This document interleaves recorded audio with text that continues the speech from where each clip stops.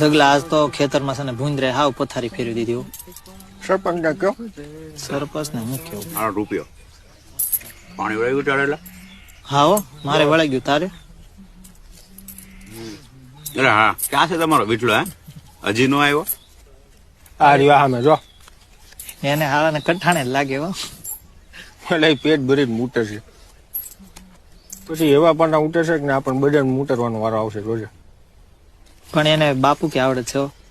ખાલી ખાલી ખાલી જબાકોર કોઈ હુકમ બારી મારી ઊંચા નો આવે.